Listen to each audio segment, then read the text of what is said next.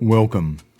I'm David Brooker, and you're listening to the Old Soul podcast, exploring spirituality and life. Old Soul is sort of a retirement project in which I delve into the cobwebs of my mind to reflect on the wonder of creation, the mysteries of life, and the connection that I feel with something bigger, something beyond me, that which stirs my soul. My personal journey is anchored in progressive Christian thought, but it has also been deeply influenced by people of diverse faith traditions, and also by people of no faith tradition. And I hope that those threads will be evident in these ramblings. Thank you for tuning in.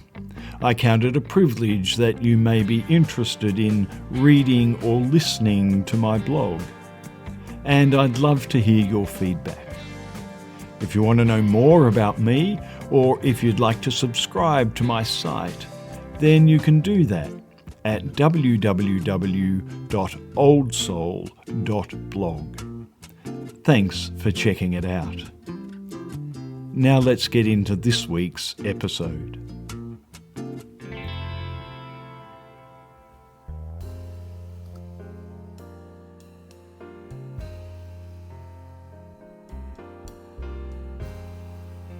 Welcome once again to the Old Soul podcast.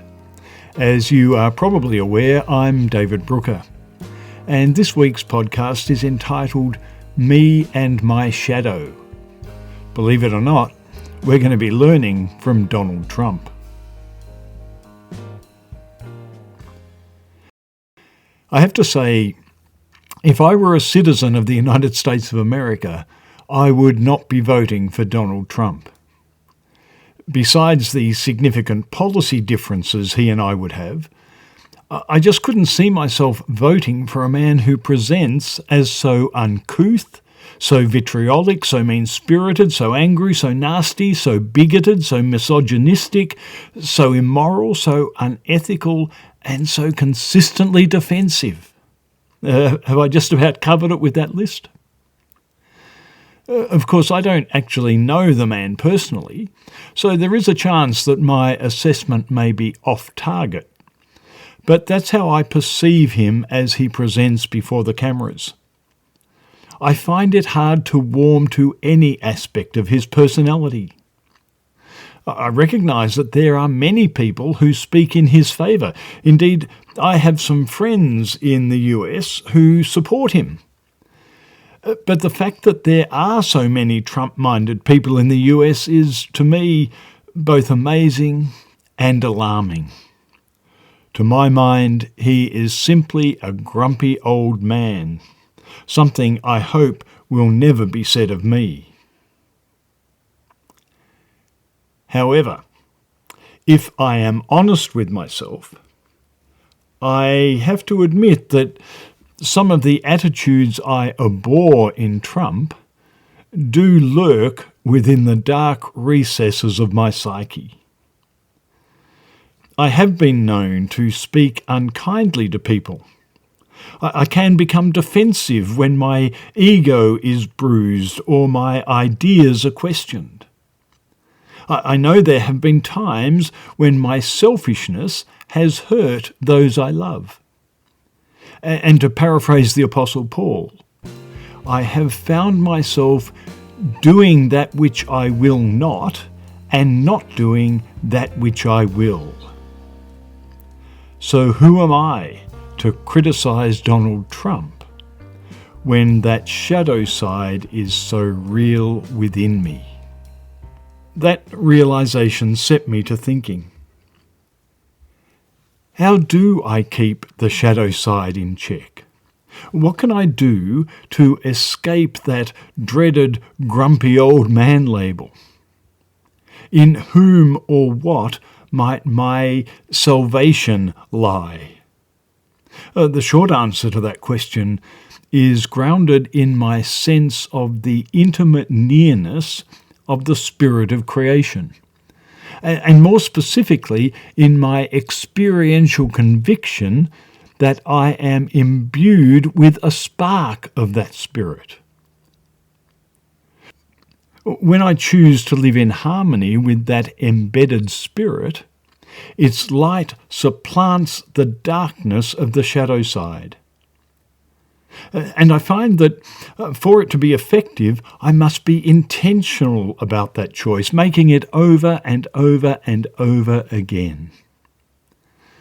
It reminds me of a story I once read about a wise old Cherokee man in conversation with his grandson about this internal wrestling. Says the old man, "The battle is between two wolves inside us all. One is evil. It is anger, envy, jealousy, sorrow, regret, greed, arrogance, self-pity, guilt, resentment, inferiority, lies, false pride, superiority, and ego. The other is good. It is joy, peace, love, hope, serenity, humility, kindness, benevolence, empathy, generosity, truth, compassion, and faith." The grandson thought about it for a minute and then asked his grandfather, "Which wolf wins?" The old Cherokee wise man replied, "The one you feed." The one you feed. In my journey, I have been blessed with many travelling companions. Mentors, colleagues, authors, and wise guides who have taught and or modelled strategies for cultivating the spirit within. So here, in no particular order, are a few practices that I've learnt from others and that I find valuable in my quest to avoid becoming a grumpy old man. First up, be curious. Ask questions, delve into life. Let curiosity feed all of you, mind, body and spirit. Brené Brown refers to curiosity as the superpower for the second half of life. Walt Whitman urged his readers to be curious, not judgmental. Curiosity is the counter to defensiveness. Instead of jumping into a reactive response to words or circumstances or people that challenge us, ask questions. Why does she think that? Why do I feel threatened by his words? What is really going on in this situation? Never stop being curious about yourself, about others, about the world. Next, be still. Be present to the moment. Create space. Notice things. This stillness is not about doing nothing. It's about cultivating an inner stillness in the midst of any and all activity, an inner stillness that resources us for the busyness and the madness of the world. It is being alert to the thin places where, according to Celtic spirituality, the distance between heaven and earth collapses. If that definition seems to limit the thin place experience to the religious sphere, then please forgive me. Everyone has thin place experiences. Gazing at a mountain vista, listening to beautiful music, watching the sun set over the sea, catching the delicate fragrance and beauty of a flower, being present at the birth of your child, etc., etc., etc. These can all be thin place experiences if we just notice them, if we are present to them, if we attend to them, if we are deeply still.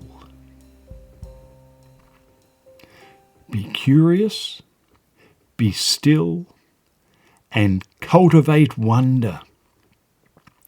There is a weariness of spirit in contemporary life that mediates against the experience of wonder.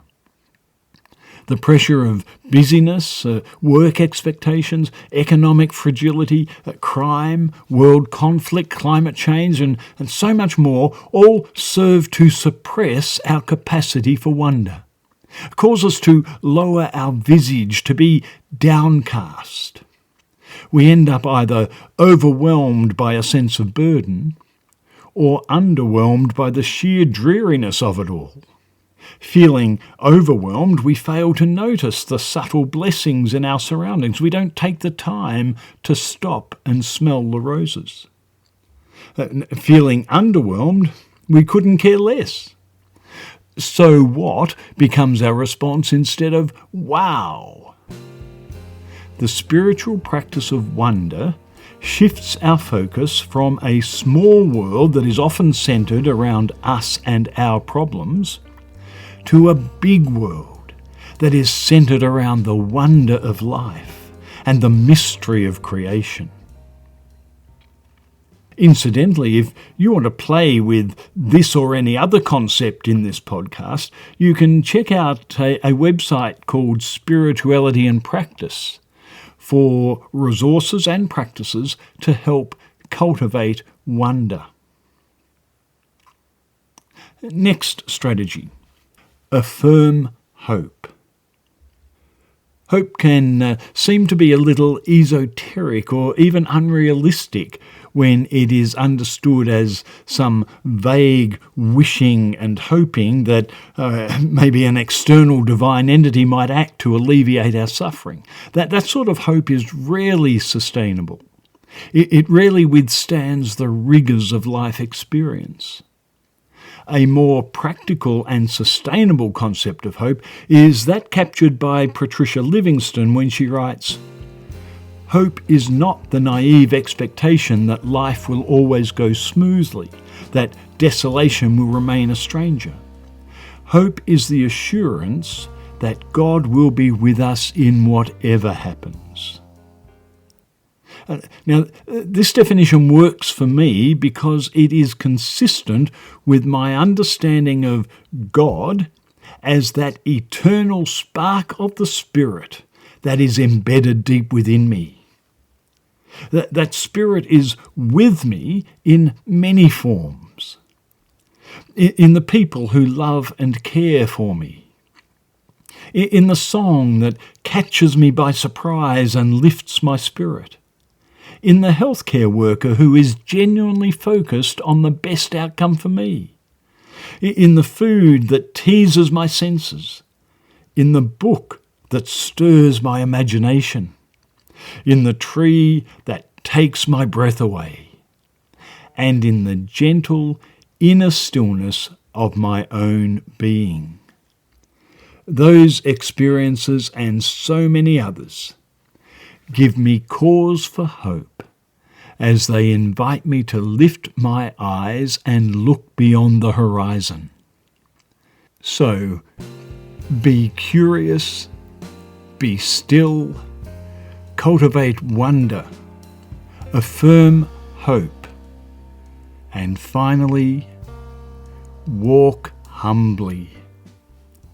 Humility is the beginning of sanctity, according to Mother Teresa. Healthy humility is anchored in the awareness that it's not all about me. Healthy humility flows from the recognition that I am part of something bigger, something wondrous and wonderful, something mysterious and, yes, holy. And in the face of that holiness, I am both humbled and honoured. To be an integral part of this complex, beautiful, limitless, immersive creation is quite simply amazing. Walk humbly. I could add to this list and I could say much more about each of those practices, but I've already gone on long enough. So let me conclude. Life is a wondrous journey. A journey that brings a great variety of experiences and opportunities. The way we travel that journey, how we deal with the ups and downs, the twists and turns, how we treat those we meet along the way, will to a large extent determine the degree to which our life becomes fulfilling for us and meaningful to others. Some people tromp through life with little awareness of the things around them and little regard for the people they encounter along the way. Others tread more gently, savouring the beauty of creation, nurturing relationships, treating other people with respect, and paying attention to the little things along the way. My quest is to learn and practice enough of the qualities I've mentioned to warrant that I be numbered amongst that latter group, and to ensure that it never be said of me, "Oh, he's just a grumpy old man." Thanks a lot for listening. Until next time, this is David Brooker signing off from the Old Soul Podcast. Well, that's it for this podcast. Thanks for sticking it out to the end. I do hope you found it worthwhile. Incidentally, if you prefer to read rather than listen, you can find the text of this podcast, along with a host of other resources, at www.oldsoul.blog. And do subscribe if you would like to be notified of future presentations. This is David Brooker, and I look forward to catching you next time.